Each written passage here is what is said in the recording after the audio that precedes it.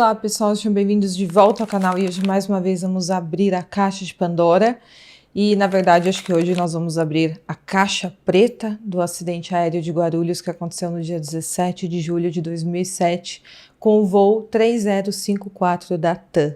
Eu assisti essa série da Netflix que se chama Congonhas, Tragédia Anunciada, e eu vou trazer tudo que foi exposto e também as minhas impressões sobre a série e também sobre o caso. E antes de eu continuar, não esqueçam de curtir, de se inscrever no meu canal, deixar 1, 2, 3 comentários, que tudo isso apoia muito aqui no meu trabalho, para que eu continue trazendo conteúdos diários para vocês. Também me siga na rede social que estará aqui na tela, lá nós temos um contato mais direto. Fique comigo até o final do vídeo e bora para o caso de hoje. Bom, essa série foi feita pelo cineasta Angelo De Fante e ele começou a pensar em fazer essa série documental quando ele acabou errando o horário de um voo e chegou com 2 horas de antecedência no aeroporto de Congonhas, em São Paulo. Isso aconteceu em 2016. E aí, para aproveitar o tempo livre, ele acabou indo visitar o Memorial 17 de Julho, que fica bem em frente ao aeroporto e foi erguido em homenagem às vítimas do acidente do voo 3054 da TAM em 2007. E ali ele encontrou uma situação de completo abandono. Ele disse que o memorial estava em uma situação deplorável e que hoje só piorou. Aquilo ali pareceu a ele uma metáfora de um acidente que todos viveram juntos, acompanhando grudados ali na televisão. E foi a partir deste interesse que nasceu a série Congonhas, Tragédia Anunciada. Essa série tem 3 capítulos e é bem rapidinho, a série é excelente. E esse documentário, como muitos que resgatam histórias de tragédias marcantes, traz relatos de familiares de vítimas e também a longa busca por algum tipo de resposta ou responsabilização. Bom, esse acidente aconteceu em 17 de julho de 2007, quando o voo TAM 3054 partiu do Aeroporto Internacional de Porto Alegre rumo a Congonhas, em São Paulo. Durante o pouso, a aeronave não conseguiu frear e acabou escorregando para além dos limites da pista. Neste momento, a aeronave planou sobre a Avenida Washington Luiz, que tem ali em frente, e colidiu com um prédio de cargas da companhia aérea. Esse é o acidente aéreo com mais mortes da história da aviação brasileira, com 199 vítimas. Falando um pouco sobre a história desse aeroporto, o aeroporto de Congonhas foi inaugurado em 12 de abril de 1936, quando a região ali do Jabaquara ainda era completamente deserta e tinha acabado de ser anexada à cidade de São Paulo nessa época, porque até um ano antes ainda fazia parte do município de Santo Amaro, que foi anexado justamente para que o terreno passasse a fazer parte da capital de São Paulo. Hoje, o aeroporto da cidade é o segundo mais movimentado do país e o mais importante e estratégico para a malha aérea nacional, mas uma coisa não mudou desde lá. Sempre foi um aeroporto desafiador para os pilotos, por causa da pista curta que ele tem. Então, o tamanho da pista sempre foi uma preocupação para os pilotos, principalmente por não ter área de escape ali. No final da pista tem logo abaixo a Avenida Washington Luiz. Alguns outros aeroportos que ficam em áreas maiores, diferente do aeroporto de Congonhas, que fica cercado de avenidas e prédios, consegue ter áreas de escape, campos abertos, onde se um acidente desse ocorrer de não conseguir frear, não vai causar um impacto tão ruim, não vai colidir com o prédio, vai apenas seguir ali para um campo aberto. Essa não é a realidade do aeroporto de Congonhas. E como esse aeroporto durante muitos anos foi o único aqui na cidade de São Paulo, ficava lotado o tempo inteiro. E aí depois da inauguração do aeroporto de Guarulhos em 1985, muitos acreditavam que iriam desafogar um pouco ali o aeroporto de Congonhas, mas continuou bastante lotado, principalmente por ficar muito perto, de todo mundo que mora dentro da cidade. É muito mais próximo do que o aeroporto de Guarulhos, para quem mora aqui na região mais próximo do centro de São Paulo. Bom, e diante de todo esse contexto, nós entramos no caso sob a ótica de um homem chamado Dário Scott, que foi o primeiro a dar o seu relato na série. Ele é pai da Thaís, uma das vítimas desse acidente aéreo, e naquele dia ela saiu de Porto Alegre e era a segunda vez que ela viajava de avião sozinha na vida dela, e ela havia acabado de mudar de colégio e ela estava se enturmando. Então ela convidou uma nova amiga dela para passar o final de semana em São Paulo e visitar os avós que moravam aqui. O Christopher Haddad, o pai da Rebeca, que é a amiga da Thaís que estava viajando com ela naquele dia, também dá dá o seu relato na série, e ele fala que não viu problema nenhum das meninas virem para São Paulo juntas e ficarem na casa dos avós da Thaís. E elas se encontraram ali no aeroporto e embarcaram super animadas para fazer aquela viagem de amigas. E Porto Alegre e São Paulo fica a poucas horas de distância, é 1 hora e pouquinho de voo, é bem rapidinho, então eles não viram problema nenhum. Bom, naquele dia estava um caos em Congonhas, com voos atrasados, e isso é algo que ninguém espera que vai acontecer. Porque avião, supostamente, é o transporte mais seguro, é o que dizem, né? O avião iria pousar por volta das 6h45 aqui em São Paulo e estava chovendo naquele dia, o que torna a pista mais escorregadia.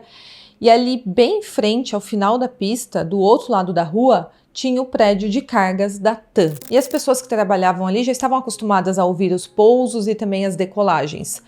Mas naquele dia, segundos antes do acidente, algumas pessoas que estavam no prédio de cargas perceberam que a turbina do avião estava muito alta e muito próxima. E foi questão de segundos até o avião bater de frente com o prédio.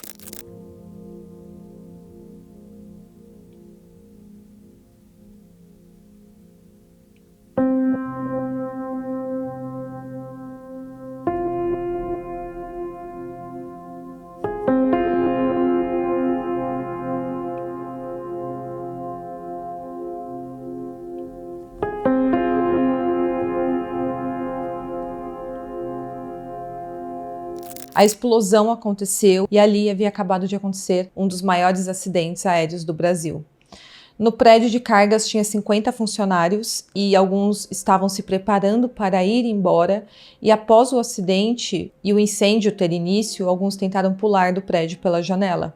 Então os bombeiros logo chegaram, começaram a solicitar caminhões com escada, e o prédio começou também a desmoronar por causa do impacto do avião. O avião invadiu o prédio e tinha pessoas presas ali dentro em meio ao incêndio. Eles deitaram no chão as pessoas que estavam ali dentro. Quando perceberam que eles estavam ficando sem oxigênio para respirar, eles deram as mãos uns para os outros e foram tentando se rastejar, tentando encontrar uma porta de saída, algum lugar para sair dali. E acontece que ali próximo, bem ao lado do prédio de cargas, tinha um posto de gasolina. E com isso tinha o risco de acontecer novas explosões. Então a maior preocupação dos bombeiros era não deixar as chamas, que já estavam completamente descontroladas, atingir as bombas de gasolina.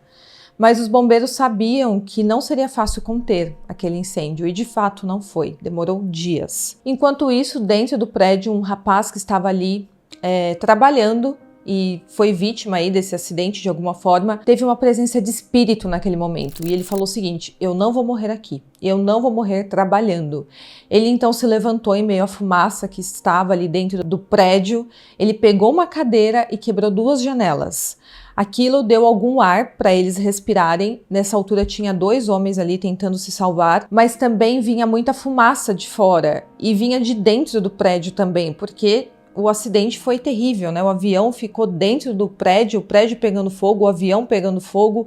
Então foi uma cena de caos. E os bombeiros pediam que eles não pulassem do prédio, porque as pessoas poderiam morrer se pulassem dali, porque o prédio era alto. Tem as cenas de tudo isso que eu estou narrando para vocês na série. É bem emocionante ver o desespero das pessoas e também ver o trabalho dos bombeiros tentando salvar todas aquelas pessoas que estavam no prédio, e também as próprias pessoas tentando se salvar em uma situação tão caótica daquela. E aí um dos bombeiros viu esses 2 homens na janela, pegou uma escada manual e tentou subir de pouco em pouco no prédio para resgatá-los, mas o fogo estava muito alastrado nessa altura e o bombeiro não conseguiu usar essa escada porque ficava muito perto da janela com uma escada manual. E ali na janela que havia sido quebrada tinha 2 colegas de trabalho. Um já não estava mais aguentando, estava quase morrendo, e o bombeiro que estava tentando resgatá-los não desistiu. Ele desceu dessa escada manual porque ele sabia que não daria certo, e ele viu que estava chegando uma escada de bombeiro, aquela escada que fica acoplada no caminhão. E com isso, ele pediu para se aproximar esse caminhão, para acionar a escada. Então ele conseguiu subir até o andar que estavam os 2 rapazes e conseguiu resgatá-los. E os 2 sobreviveram. E até então, quem estava ali no prédio não sabia exatamente o que havia acontecido. E foi apenas no hospital que eles tiveram a noção do que havia ocorrido ali, de que um Airbus da TAM havia batido e entrado no edifício. E aí começou a ser anunciado na imprensa que o voo da TAM havia sofrido um acidente aéreo. E o voo era JJ 3054. Esse voo havia deixado Porto Alegre às 5h54 e a série, nessa altura, segue aqui para os familiares das vítimas daquele acidente aéreo. Aí mostra eles chegando até o aeroporto de Porto Alegre, de onde tinha partido o voo, para saber quem estava dentro daquele avião. E muitos tinham esperança de repente, da pessoa ter perdido o voo, ter pego outro voo ou ter desistido, né, de fazer a viagem. E nessa época estava acontecendo também o chamado apagão aéreo, que se refere a uma situação em que houve um colapso nas operações aéreas, com consequências como cancelamentos de voos, atrasos, transtornos para passageiros, e tudo isso eu vou explicar um pouco mais para frente para vocês o que deu origem a esse caos aéreo. E como era muito comum acontecer cancelamentos, atrasos e etc., muitos familiares tinham a esperança de repente, do ente querido não ter subido naquele avião. E aí eles começaram a pedir a lista de passageiros para a companhia aérea, para a TAM dar a lista de pessoas que haviam embarcado naquele avião. Mas eles não tinham essa lista em mãos, ou até tinham, mas demoraram muito para divulgar. E tudo isso gerou um caos enorme no aeroporto, com inúmeras famílias exigindo que eles entregassem aquela lista o quanto antes, e o pai da Thaís e da Rebeca, logo quando foi divulgado o acidente, já sabiam que se tratava do avião, que a filha deles estavam, e o pai da Thaís fala do sentimento ao receber a notícia de que um acidente sem sobreviventes havia ocorrido ali. E ele usa a seguinte expressão para descrever esse momento. Ele fala que é como se tivessem tirado o chão sob os pés dele. É uma tristeza enorme, porque uma viagem é algo que deveria gerar alegria, novas experiências, sorrisos, e quando algo assim acontece, uma tragédia terrível dessa, algo tão inesperado, transforma um momento de alegria e expectativa em destruição e luto. Os familiares então começaram a ameaçar a invadir o balcão da TAM, porque eles não davam notícias para aqueles familiares, então a tropa de choque teve que intervir nessa situação, e os familiares sentiam que a TAM estava agindo com extremo descaso nesse acidente, porque eles demoraram mais de 6 horas para dar notícias para aquelas famílias, e todos ficaram aguardando super angustiados. E aí, uma emissora conseguiu essa lista de passageiros depois de mais de 6 horas que essas pessoas estavam esperando, e eles estavam todos juntos em um auditório ali no aeroporto, e eles colocaram um rádio ali no auditório e ficaram ouvindo todos juntos, e aí a lista começou a ser lida em ordem alfabética das pessoas que estavam dentro do avião. Ao todo, demorou mais de 7 horas para essa lista ser divulgada, e nenhum representante da TAM foi falar com os familiares. Eles tiveram que ficar sabendo da morte dos parentes deles através de uma emissora de rádio. E a cada nome lido era uma reação diferente dentro daquele auditório. Alguns gritavam quando ouviam o nome do ente querido, outros desmaiavam e precisavam de atendimento médico, e outros apenas ouviam em silêncio, inconformados com toda aquela tragédia. E provavelmente a TAM segurou tanto essa lista, talvez até mesmo por receio da reação das famílias ao anunciar. Mas claro que nada justifica, porque aparenta um claro descaso. Agora, quanto à investigação, a primeira missão dos bombeiros, depois que os sobreviventes do prédio foram resgatados, foi encontrar as 2 caixas pretas do avião, que estaria em meio ali aos escombros do prédio, porque através dessas caixas a investigação poderia concluir o que de fato havia ocorrido para culminar naquele acidente. Uma caixa preta grava a voz do piloto e do copiloto ali na cabine, e a outra caixa grava os dados do voo. Mas aquela era uma missão muito complexa, porque naquela altura tudo estava preto, por causa do incêndio que havia ocorrido ali. E ao todo eles demoraram 4 dias para apagar completamente o fogo que estava acontecendo ali, e demorou ainda mais para encontrar essas caixas pretas. Mas eles conseguiram supostamente encontrar as 2 caixas. E tinha sido até muito rápido para o desafio que eles pensaram que seria. E aí eles pegaram essas 2 caixas, enviaram para Washington, nos Estados Unidos, porque a análise iria ocorrer lá. Mas chegando lá nos Estados Unidos, foi constatado que, na verdade, foi enviada uma outra peça do avião. Então confundiram com a caixa preta e enviaram essa peça. Uma de fato era a caixa preta, a outra não era. Bom, no fim foi confirmado que de fato uma caixa preta estava certa e era a que havia gravado os dados do voo e a que havia gravado as vozes da cabine ficou perdida ali em meio aos destroços. E aí, 4 dias depois do acidente, eles conseguiram encontrar essa caixa preta que havia gravado as vozes e também mandaram para análise. Ao todo, esse acidente fez 199 vítimas. Dentre eles, 187 passageiros e tripulantes a bordo e 12 pessoas no solo. Morreram pessoas de 17 estados do Brasil e de 7 países, entre crianças, adultos e adolescentes. Ninguém que estava naquele voo sobreviveu. Esse acidente teve uma repercussão gigantesca em diversos países e impactou diretamente o cotidiano de São Paulo, porque a cidade parou para entender o que havia acontecido naquele dia. Ocorreram manifestações também dentro e fora do aeroporto e a TAM foi bastante pressionada para dar uma resposta às famílias das vítimas e logo começou a ser investigada a causa do acidente e haviam algumas possibilidades do que de fato havia ocorrido. Uma possibilidade era o acúmulo de água na pista, deixando o asfalto escorregadio, ou então uma tentativa de arremeter que havia dado errado ou a tentativa de frear poderia ter dado errado, perdendo o controle do avião e saindo da pista. Essas eram as 3 hipóteses, mas a mais forte era que o piloto teria tentado arremeter o voo e acabou não dando certo. E um dia antes desse acidente, 3 aeronaves precisaram arremeter no mesmo aeroporto e 8 aeronaves informaram que a pista estava muito escorregadia. E aí foi especulado também a possibilidade dos freios da aeronave estar com defeito e a aeronave estar operando mesmo precisando de manutenção. E essa possibilidade coloca na mesa a questão da companhia aérea colocar em risco a vida dos passageiros visando apenas o lucro. E aí, em meio a tudo isso, entraram no site da TAM e viram os 7 mandamentos da empresa. E o primeiro mandamento era: nada substitui o lucro. Agora, uma companhia aérea que opera uma máquina voadora que pode cair e matar todos que estão ali dentro, ou então grande parte dos passageiros, colocar que o primeiro mandamento é que nada substitui o lucro, não é de um bom tom, né? Não é muito inteligente colocar isso no seu site. E também a empresa ter esse viés é péssimo. Como você se sente sabendo que a empresa que você está pegando um avião, um voo para chegar até outro destino, se preocupa unicamente com o lucro? O que isso significa? Que a aeronave não vai para manutenção? Que eles preferem arriscar a vida dos passageiros visando apenas o lucro? Pode ser interpretado de diversas formas e de formas bem ruins, na verdade. Claro que uma empresa de aviação deveria ter como primeiro mandamento a segurança da tripulação e dos passageiros, né? Bom, em terceiro lugar dessa lista estava que mais importante do que o cliente era a segurança.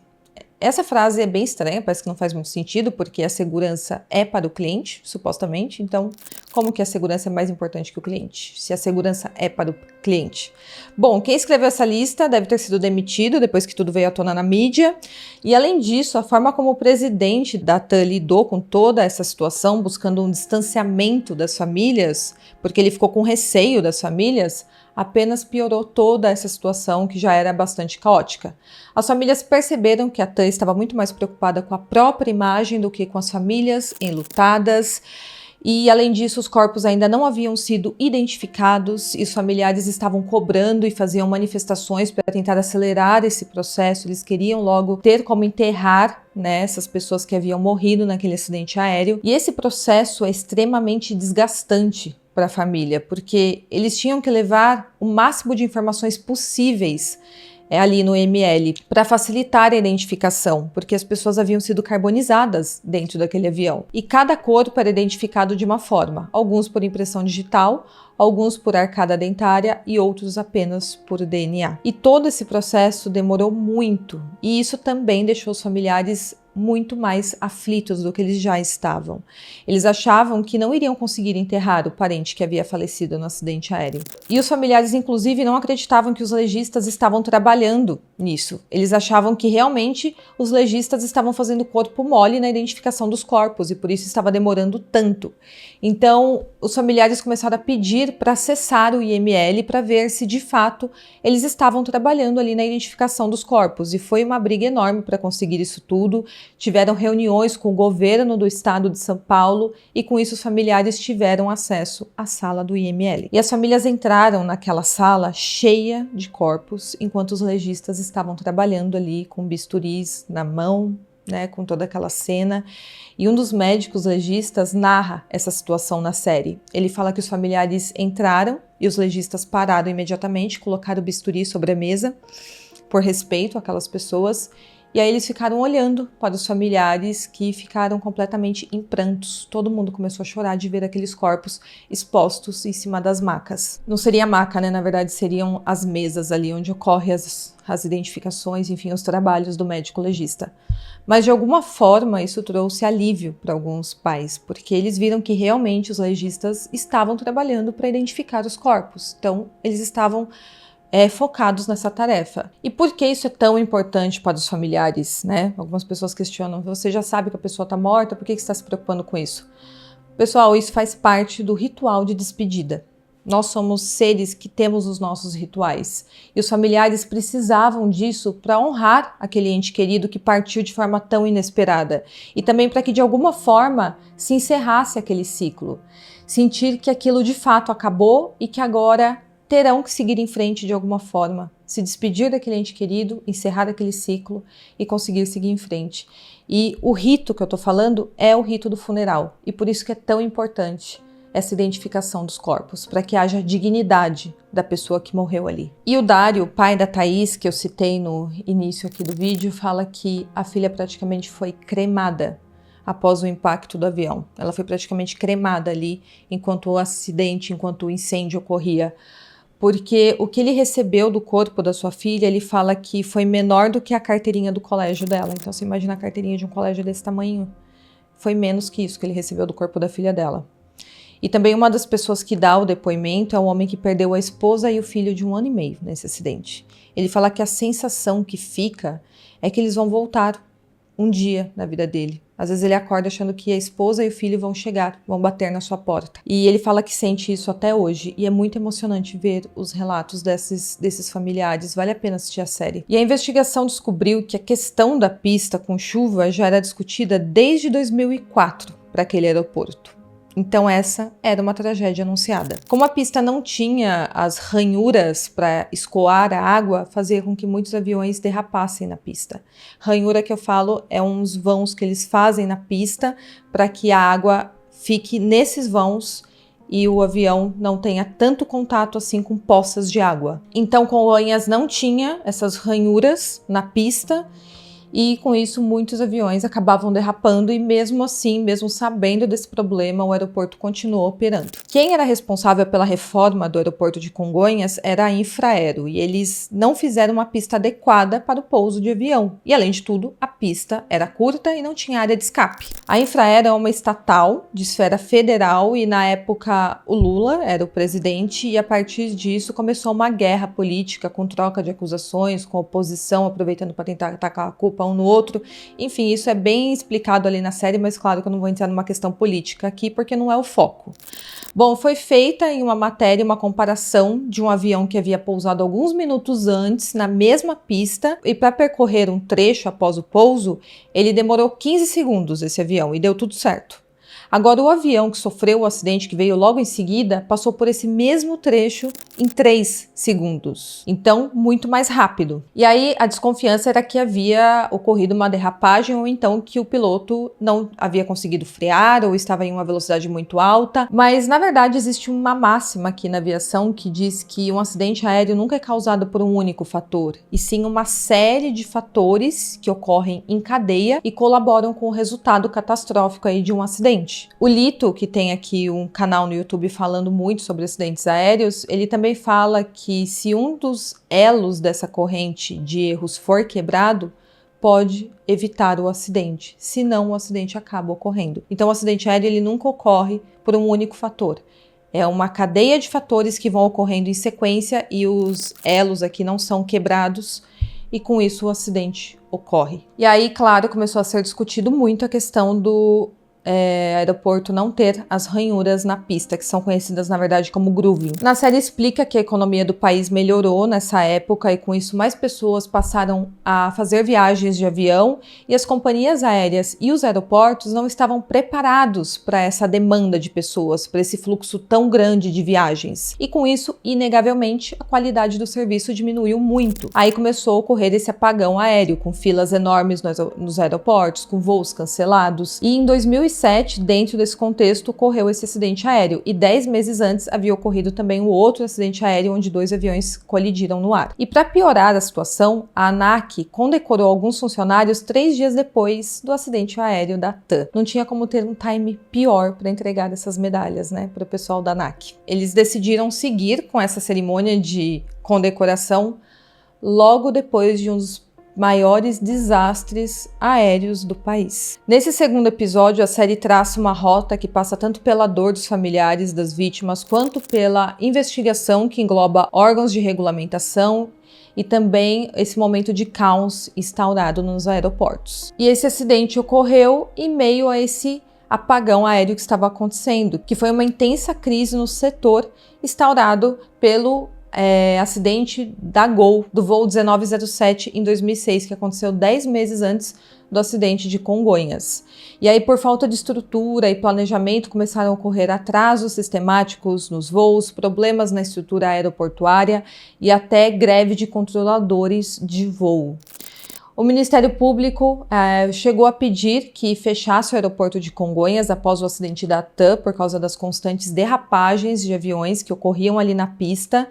E nessa época, a diretora da ANAC era a Denise Abreu. E aí, em março de 2007, antes do acidente, enquanto o país vivia as consequências do apagão aéreo e já estavam ocorrendo muitas críticas da população em relação a isso, com a greve ali de controladores de voo e aeroportos abarrotados, a Denise foi flagrada fumando charuto durante uma festa de casamento na Bahia. Essa imagem foi publicada na primeira página do Estadão no dia 1º de abril de 2007 e repercutiu muito negativamente, porque isso aconteceu antes do acidente da TAM, mas depois do acidente da Gol, quando 2 aviões colidiram no ar e estava ocorrendo aquele apagão aéreo com as pessoas sofrendo muito ali nos aeroportos, tendo que esperar os voos com filas enormes, voos cancelados, as pessoas tendo que dormir no aeroporto. E aí, em julho do mesmo ano, quando o acidente ocorreu, a Denise foi a única integrante da ANAC denunciada pelo Ministério Público Federal como uma das responsáveis pelo desastre. Eles concluíram que ela teria agido com imprudência ao determinar a liberação da pista do aeroporto de Congonhas sem a realização do grooving, que são aquelas ranhuras que eu falei para vocês.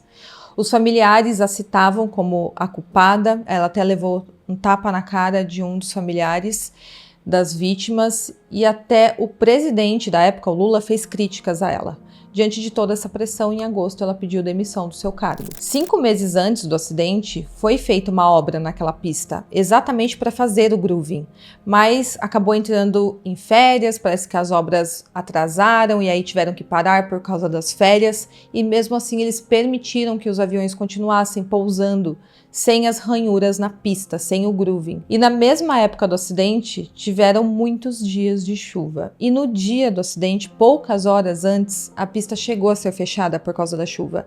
Mas depois que a chuva deu uma aliviada, eles liberaram novamente. E aí foi autorizado que aquele avião da TAM pousasse na pista de Congonhas. E quando a gravação da Caixa Preta veio à tona, revelou que o piloto pergunta para a torre sobre a pista de Congonhas, porque já era uma preocupação de todos os pilotos. E a torre responde que está escorregadia e molhada. E ele até repete isso, pista escorregadia e molhada, como se ele estivesse pensando, será que eu pouso lá? Será que não? Será que eu vou para o aeroporto de Guarulhos? Então ele já demonstrou uma preocupação pelo áudio da Caixa Preta, dá para perceber.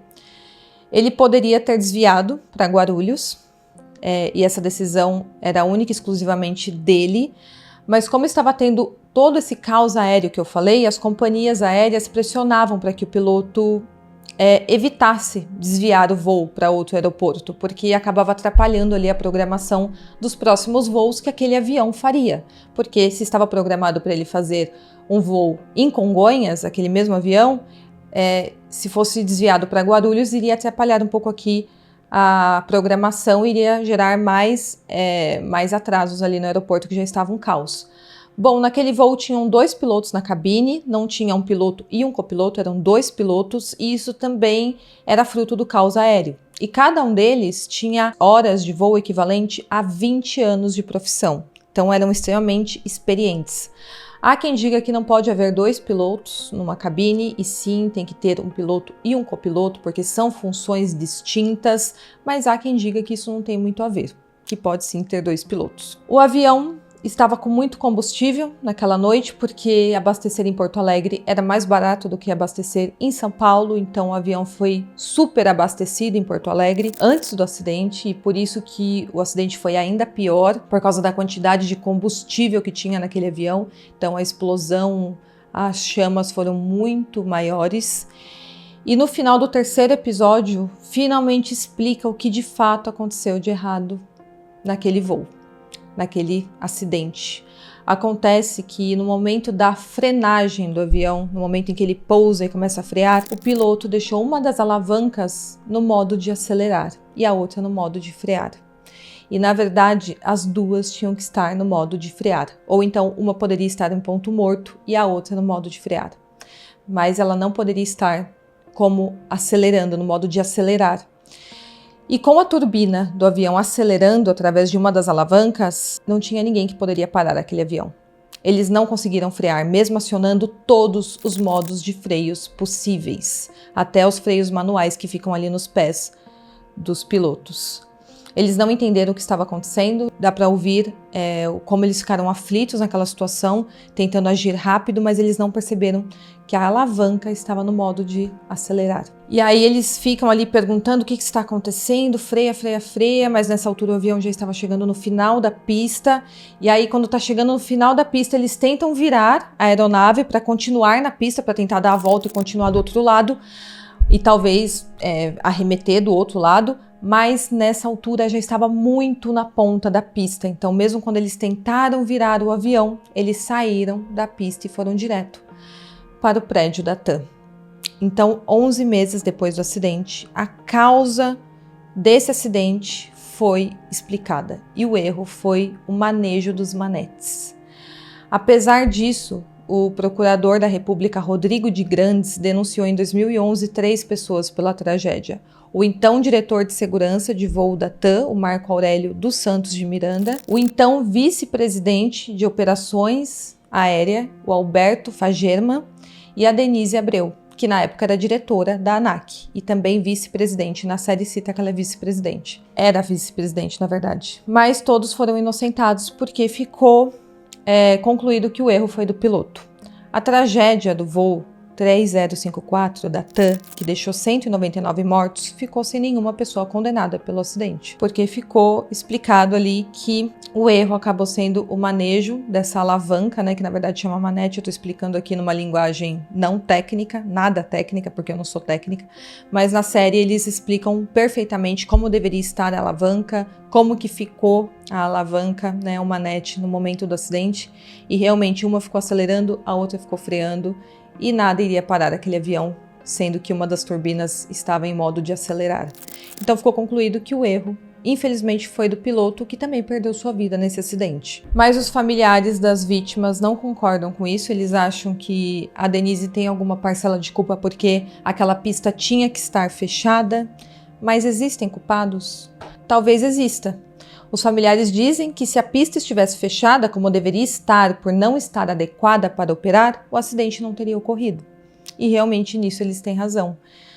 Mas também ficou comprovado que houve o erro do piloto no acidente, então se o piloto não tivesse errado, o acidente também não teria ocorrido, porque tinham muitos outros aviões pousando naquela pista e não ocorreram acidentes, apenas esse. Então não foi apenas a questão da pista que causou tudo isso, foi realmente uma série de eventos em cadeia que acabou resultando nesse acidente tão terrível. E aqui encerra o último episódio e vale muito a pena vocês assistirem para quem se interessa pela questão de aviação, para quem gosta de saber um pouco mais sobre como acontecem acidentes aéreos. Eles explicam de forma técnica, eles dão todo o contexto da época.